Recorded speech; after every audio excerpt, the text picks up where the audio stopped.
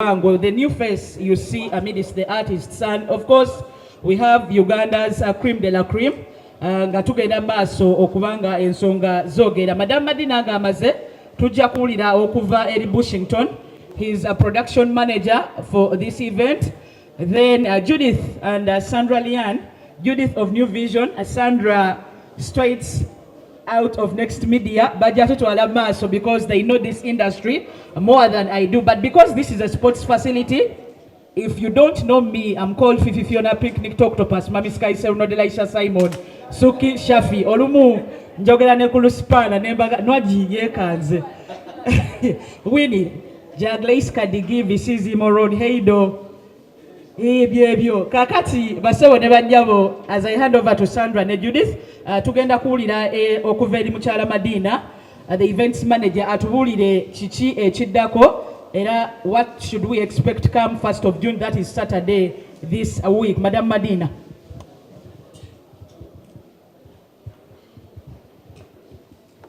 Bannamawulire mwenna, ba artists abanene ab'enjawulo, Bannayuganda, amanya n'eddoboozi nze Zaalwango Madina, era nga nvunaanyizibwa ku nteekateeka ey'omukolo ogw'okuggulawo ekisaawe ekya Ham Stadium War Memorial Ground. Ogwange nno gwa coordinatinga events ez'enjawulo ezigenda okugenda maaso mu kifo kino ku Lwomukaaga olwa weekend. Olwaleero tuli mu press conference ey'abayimbi. Eyo event yemu ku events ennyingi ezigenda ogenda maaso ku lunaku olwo. Tugenda kuggulawo ekisaawe kino oba emiryango gy'ekisaawe kino ku ssaawa 3 zennyini ez'okumakya. Era tusuubira Bannayuganda okutandika okutambula okuva yonna yonna gye banaava ku makya ddala osobole okufuna akatebe akalungi ennyo w'onaalabira ebinaagenda maaso mu kisaawe kino. Tugenda kutandika n'emipiira egy'abakyala, omupiira gwa netball ku makya ddala, bwe guvaako tubeereko ne basketball bwaggwa, naye wakati awo tugenda kubeera ne interlude y'abannaffe abayimbi wakati w'emizannyo egyo.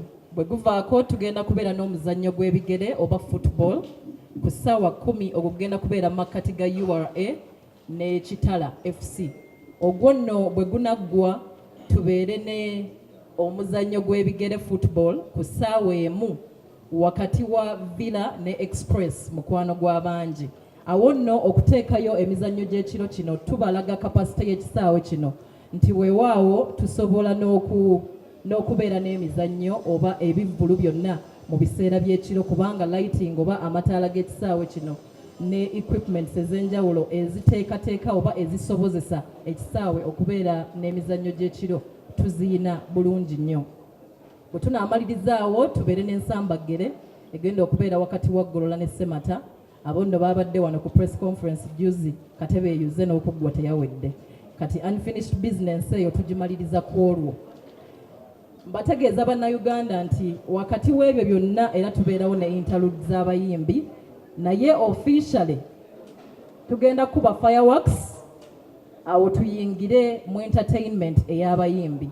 Akaseera ke mbadde wano nga nteekateeka omukolo guno ndabidde ddala nti Haji Hamis Kigundu n'omwami Yasin bakwano b'abangi. Olw'okuba nti bakwano ba Bannayuganda bonna, buli muyimbi wa Uganda yeewaddeyo okubeera wano okusanyusa Bannayuganda ku lunaku olwo. Nakomye okutunula ku lisiti nga kuliko abayimbi 8 naye nkakasa we bukeeredde leero tuyinza okuba nga byakyuseemu. So Bannayuganda mwenna gye muli mbategeeza nti ku lunaku olwo tugenda kubeera ne kye bayita sports buffet oba buffet y'ebivvulu n'ebyemizannyo. Nti abayimbi bano bagenda kutusanyusa paka kuwulira bubi nga enjogera ya Bannayuganda bweri ennaku zino. N'olwekyo mbakubiriza nti ku lunaku olwo olw'omukaaga tusigaza olunaku lumu lwokka. Bannayuganda atannafuna tiketi yo genda Bunnambiro ofune tiketi eno. Tuzijja ku Ham waneeno okwetooloola ekisaawe ku Ham Stadium. Tuyina ticket centers, ticket selling points nyingi nnyo. Bw'otuuka wano ojja kuziraba. Naye ne bw'oba tozirabye ku adverts zaffe okwo twataddeko ennamba z'amasimu z'onaayitako okututuukako. Ne bw'oba waalyagadde tiketi nga 10 ng'oli eyo era ennamba y'essimu eyo osobola ogitukubira ne tukutuukako butereevu ne tukudelivaringira tiketi eyo. naye ate ne ku New Vision waliwo tickets zaffe ez'olunaku olwo osobola okuyitawo n'ozifuna. Naye ate ne munnayuganda atayagala kusumbukana oba akola ennyo nga oli bize tosobola kuva wooli, osobola okgenda ku ssimu yo n'odownloadinga ka app ke tuyise Next Ticket n'osobola okufuna tiketi yo era n'ojja nayo ku ssimu yo ku lunaku olwo n'ogituwa ne tugiyisa mu kyuma kyaffe ojja kusobola okuyingira bulungi nnyo. Tweteeseteese bulungi ddala nti okuva ku makya paka kuzibya tugenda kubeera mu kifo kino, ekitegeeza nti tulinawo ebyokulya, ebyokunywa, ebitamiiza byokka bye tutaleese naye buli kyakulya n'ekyokunywa ogenda kukisanga mu kisaawe wano. Kitegeeza nti togenda kubeera na nsonga ekujja mu kisaawe kino kukufulumya kubanga tiketi yaffe ekola omulundi gumu. Tugivalidatinga lw'oyingidde, bw'oyingira eba tekyasobola kakasibwa na byuma byaffe bya mulembe Haji Hamis Kigundu bye yatadde ku entry points zonna. Bannayuganda njagala okubajjukiza nti enguudo ezituleeta ku kisaawe kino ku lwa security yaffe ezimu tugenda kuziggalawo ezeetoolodde wano, kisobozesa abo bannayuganda abajja okulaba omupiira obuteegatta na mugotteko gw'abatalina tickets. N'olwekyo tugenda kubeera n'aba ticket holders bokka nga beeba accessinga amakubo oba ekisaawe kino, naye ate n'abantu baffe abalala abatalina ticket twabakoledde accreditation. Aba media accreditation cards zammwe zigenda baweebwa olunaku lw'enkya kubanga tojja kusobola kuyingira kisaawe kino nga to identifyingiddwa oba nga totegeezeddwa nti gwe twayise okukwata omukolo guno omulungi ennyo.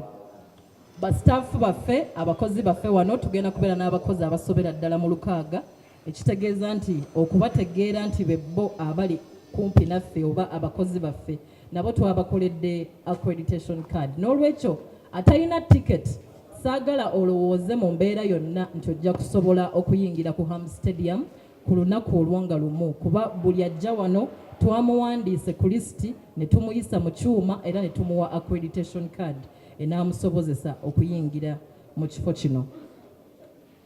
Tugenda kubeera ne opening ceremony eteekateekeddwa omukulu Keti ne Bushington. Y'amaanyi nnyo ze tulaba ku mipiira gy'ebweru, abo abaana abajja wakati mu kisaawe ne bazina ne bakola erinnya, mulimu mulungi ddala. N'olwekyo bannayuganda gwakyali eyo nga tonnafuna ticket, nkukakasa nti osubwa kuba ticket ziggwawo. Executive boxes zo zaatuggwako dda, bannayuganda baazigula. Executive seating ababaka ba parliament baatuguzeeko 406 n'abalala ne bagula, so tusigazza ntono ddala. Atannafuna ticket ya executive seating olwaleero terwali kuzibyeko. Eza VIP za mitwalo 10 zo weeziri, n'eza ordinary oba general admissions nazo weeziri ku mitwalo 5. Munnayuganda omwami Hamis Kigundu amaanyi gaatadde mu kintu kino, ndaba nga ne ssente ze twakyaginze yatuddiza buddiza. N'olwekyo ku bye tugenda okulaba n'ekisaawe kino enfaanana gye kifaananamu, mbadde nkusaba munnayuganda nti olwaleero teruziba nga tofunye tiketi yo. Security yo tuyina ggulugulu, abasinga tujjukira Nakivubo oli ow'edda, naye Nakivubo omwami Haji Hamis Kigundu gwe yakoze oba gwe yateeseteese omulundi guno wanjawulo ddala ku oli. Titokyayinza kusanga muntu wano ayagala kusikako ssimu yo. Naye ate weewaawo tweteeseteese nga tutaddewo bastewards baffe 300 munda mu kisaawe muno, kubanga ku mupiira oba mu bisaawe temukkirizibwa byakulwanyisa. N'olwekyo tuba tulina kukozesa ba stewards oba n'abasirikale abatalina mmundu. N'olwekyo nsaba bannayuganda mujje nga mutegedde bulungi nti wano tewagenda kubeera wakuzannyisa. Abakozi b'emisango wano temusala kuba tweteeseteese munneeteekateeka etagenda bakkiriza kukola ku olwo. Wabweru wo tutaddewo military n'abapoliisi, era emmotoka za poliisi zigenda kupaakinga mpitirivu ku makubo okwo okugaadinga munnayuganda ajja n'okufuluma mu kisaawe kino. N'olwekyo nyongera obbakakasa nti security y'ekisaawe kino twagiteeseteese bulungi nnyo era eri gguluggulu. Temusuubirawo nsasagge yonna. Tuyina crowd control team oba crowd management team, bano nga baakuguka mu kumanaginga crowd era nga twakoze ratio nti bwe tuba tugenda kubeera n'abantu emitwalo 3 ku olwo twetaaga ba stewards baba crowd control bameka.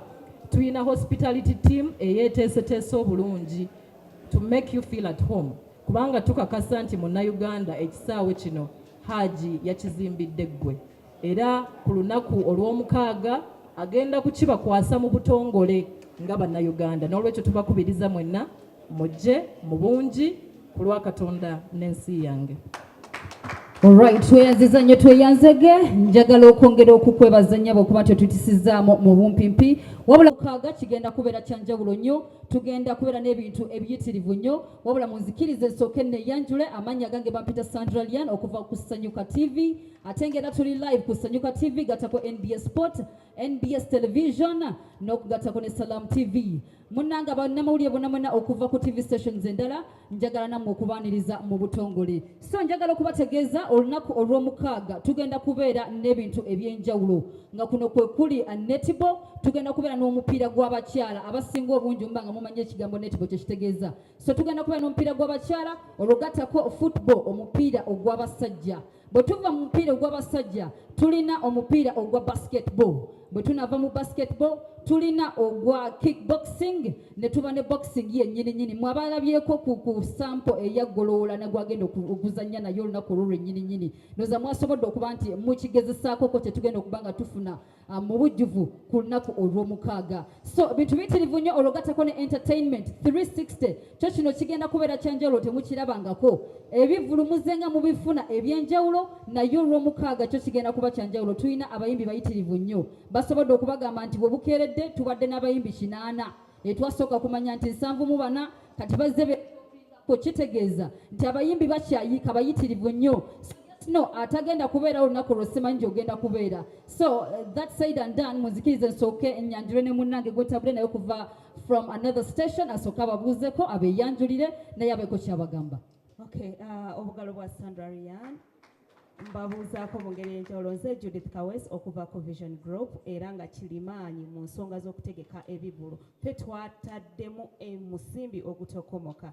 Ensonga lwaki tuli wano nze ngenda kwogera awe mudde kale obukulu habu yagamba nedda Vision Group gye ngenda okuba nga nsoosowaza mu nsonga zino era ape mudde era owe mudde Sanyuka TV bannange nedda ani atamanyi Vision Group wetukwata tuba tusimbye kale tuli mpologoma. Anyway nyongera okubabuzaako mu ngeri enjawulo ku saidi eno nsinga kutegeera entertainment era nga ndi musanyufu nnyo okulaba nga abanene mu nsiike y'okuyimba batudde wano. Obugalo bwa bebe kulu buli wa bannange sibulaba big size gattako bawazuwena akatambula nako amasanyalaze yagasigaza.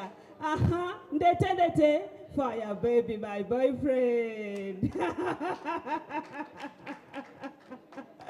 Okay, basebo ne banyabo emeze yo nga bwogiraba n'abantu abalala betutamenye oba batasobodde kubeera wano kyekigenda okubeera wano. Nina omukulu wali ne klasi eyo kinekele Ronald Mayinja obugalo buli wano mumpe vibe bannange. twabategezeze genda kubeera 360 olunaku olw'omukaaga. Tulina omukulu Vampino ne tuba n'omukulu Ziza Bafana. Tuyinza tutya obutamentioninga ku jjajja w'abayimbi King Mike bannange. N'omukulu Bush tomubuusa maaso oyo omukulu wanjawulo. Sandra Bushington yabadde wano ndowooza weeks 2 oyo wanjawulo ng'ategeka obugalo bw'omukulu oyo buli wa bannange akoze omulimu ogw'amaanyi. So basebo ne bannyabo bw'oba tonafuna tiketi yo oludde security eri gulugulu. Ensonga lwaki tuli wano omukulu Ssaabavvulu omutegesi w'ebigulu andisaide eno obugalo bwe Haji Musa oyo waffe mumwongere obugalo. Ab'amawulire ate mumwongerere ddala obugalo.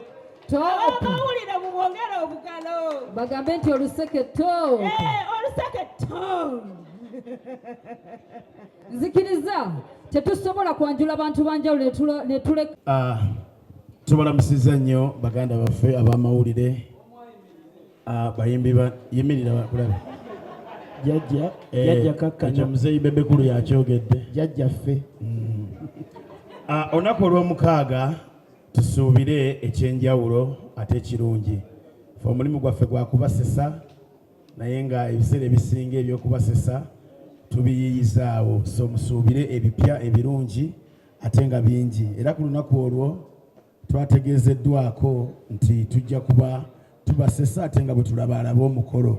So n'olw'ensonga eyo bannayuganda tubasaba mugule tiketi zammwe nga bukyali, tusobole okujja mu kisaawe kino ekipya, ekisaawe kinnonovu, ekisaawe matiribona, kuba kati ffe abakirabyeko ffe tumanyi bwe kifaanana. So mugule tiketi zammwe mu bwangu musobole okujja ng'obudde bukyali ate munyumirwe ku lunaku olwo.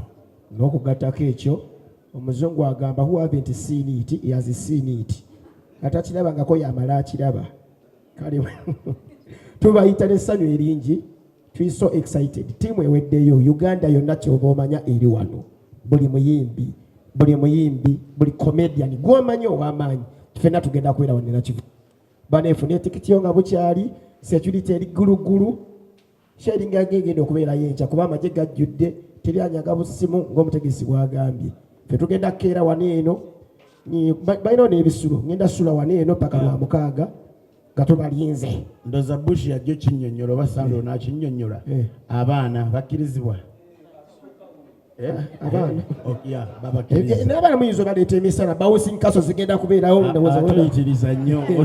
Oli yakulumbye, bebe yakulumbye. Kino ekisaawe kyali tekinnaba kubawo nga bebe waali, so tumuwe ekitiibwa jjajjaffe. Asinga ekisaawe kino emyaka kali munnange, kyamaanyi nnyo jjajja bebe. Okay, tweyanziza nnyo tweyanzege ate mukadde kano mugenda kuzikiriza akazindalo nkatambuze okugenda ewa nekiresi yeeyo gindekere. Omukulu Ronald Mayinja y'omu ku bayimbi era still aludde mu industry eno, ate era still tuyina ekyenjawulo ekigambibwa nti abayimbi babadde balina venues eza concerts kwegamba mbale bubazi, naye ate Ham yasazeewo okubeera nga akola ekisaawe kino ekya Ham Stadium ekigenda era still okuba nga kikolanga venue eza concerts. Nakyo bagenda kuba batuwulira bawulira batyo okubanga nakyo bakibongeredde. Ku mukulu Ronald Mayinja akazindalo kako.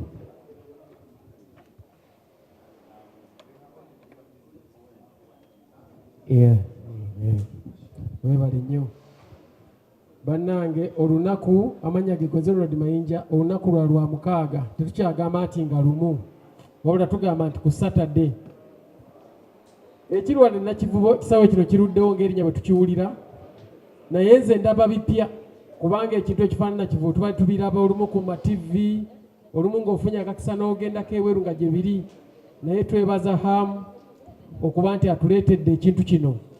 Ndi omu ku bagenda okuyimba, naye ate nja kuyimba nga ate nange ndi mulabi, kubanga ebintu ebisinga wano bipya. Mazima ekituufu twali kubidde ku mwami Hamu mu ngalo, ebintu bipya. Abayimbi tuli bangi mu bungi, naye ate mulimu emizannyo mingi, n'olwekyo nsaba abantu basobole okukeerako ate baveewo nga buyise. Tugenda kukola nze bwe mbanga nasimbudde kuyimba nnyimba ndoza manja kuyimba nzekka, naye nja kuwaako bano babebekulu omukisa naye akole ki ayimbireko mu kisaawe ekirungi.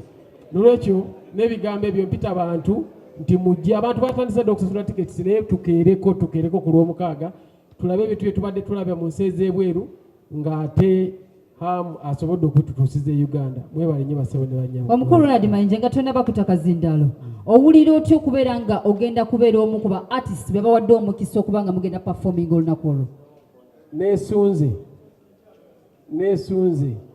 kyenyiza okugamba, ndi mu kwesunga era naalisabye n'abantu bajje beerabireko ku kiki ekituuse mu nsi yaabwe. Otuleteddeyo obuzina obulala ng'oggyeko obukoona akagere kano. Nze nomba nzina amazina nga ngawulira mangi, naye lwakuba mwe temusiima nja kwongera mukulu okusaba kwammwe. Tweyanziza nnyo tweyanzege. Okay, tweyanzege. Akazindalo ako nsaba okampeere omukulu King Michael abeere nga naye atunyonyola ki kyatutegekedde ku lunaku olwo era nga ssebo tuli musiima okuba nga woli wano. Dancehall straight. Basebo ne bannyabo mwebale nnyo, mwebale ddala okujja wano okulaba nti ffenna tugenda kulaba ebyafaayo mu kisaawe kino era ekyebyafaayo olunaku nga lumu olw'omukaaga luno 1 June. Nja kusooka neebaze management eya Hamu ne mukulu Hamu yennyini, neebaze mukulu Keti Bushington, mwenna abategese okola nti omukolo guno gunyirira bwe guti, tubeebaza nnyo. N'okusingira ddala wateereddewo stage okugenda okubeera ebyafaayo, okulabira ddala nga mulaba ku dansol oli yennyini bwe mubadde muludde ebbanga nga temumulaba.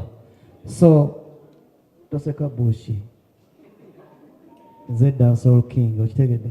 Kyokola bansoosa abalala bagenda kuddako, alright? So mwebale nnyo, mwebalire ddala. Sina bigambo bingi wabula nina kapeera kenyinza obbalekera aka dansol okakasiza ddala nti showe kuba tekuli dansol artist era wabaawo ekibulako. Olaba era banoonyeza dancehall king of the dancehall najja ya dancehall kakomonde kankambale kuba betova mu bigambo natwala engule towakana nga just gwe tulunda betatagalanga Saturday mugenda kukiraba King Michael Wakali. Oh yeah, thank you so much. Ako kekabadde kabulako kokka. Mukadde kano muzikirize akazindalo kantambulize wa fire baby. Ngaleero oli mukaka. What should we expect Winnie Nwaji kutandikira ku Nyambala vocals abantu bagambe kiki tuba tusuubira olw'omukaaga? Of course sigenda kujja bwereere bannange, genda kujja nyambadde. Yeah, so you expect fire, of course, expect fire. Fenna tugenda kuba tubawa different arts. Fenna tugenda kuba tuzze kubawa byakabi. Ate n'ekisaawe naffe tuli excited, tetukirabangako wano. Tugenda kuba tuyimba nga bwe tulambula bwe tulaba emizannyo.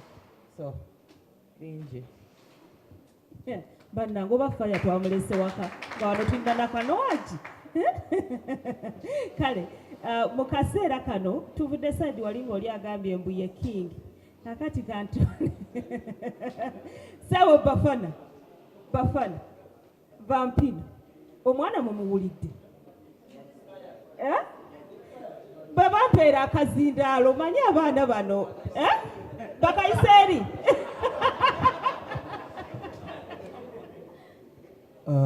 jjajja w'abayimbi weefuge kuba bakatonda balaga we tuli wano. Banye bonna basobola tubalamusizza kyomera omanya kiri kimu nti bwe mutulaba emabega w'emizindaalo tuli ba mizindaalo tuli ba bigambo tuwandula buwandiso ku lunaku olwo bano abayaayi abagenda okuba nga bakuba bonna bali wano kati sikuba ffe tugikiikiridde ey'ababi bonna bwe tulaba no manya dansol aba aweddeyo ate bonna baku platform nga abataddewo kuba kati ono event organizer kati bw'aba tuli wakati wano bakimanyi nti owanyinza okubaawo kakokola tondeka nnyuma naye nga era mayiko tokiba tetugenda ggera naye nga omukolo bwe gunaggwera ojja kuba otegedde nti ate zaddibwa ku bantu ate abaddala naye nga abatulaba mwana tubagala nnyo twesunze nnyo ffe twatandise okulambula twatandika luli ate nga bwe njogera ku kyajjajja owulidde omukulu bebe cool okitegedde gira biki kyekyo tuula katonda waraga tubagala nnyo eno sooka olindeko katini nnyo bannayuganda basuubire ki ekyenjawulo ku lunaku olwo kyobategekedde gwe nga gwe kamba kabe ng'embuzi bwe zikaaba kyekyo kyennyini kigenda okubawa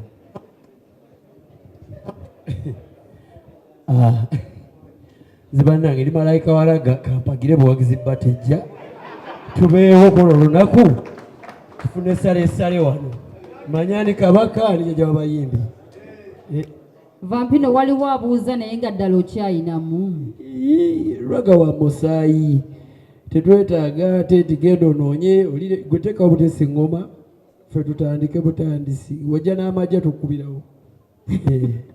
Alright, abantu basuubira ki ku lunaku lw'omukaaga? Nze nga bwe nasimye Dahamu byategese saagadde kwogera kyama nze nzijira mu chopa bagenda tuleeta abayimbi abamu tugenda kujja na chopa ebyo nabyo bigenda kuba byakwewuunyisa bya kisaawe buli omu gula tiketi jangu tulina abayimbi bangi tulina bebe bantu ntanayogera n'abantu bano ate nga yandisoose okwogera n'abantu n'abakakasa. Tweyanziza nnyo tuyanzegera mukadde kano tewali kubuusabuusa kazindawo kagende ewa big size byebyekola bawazi wonna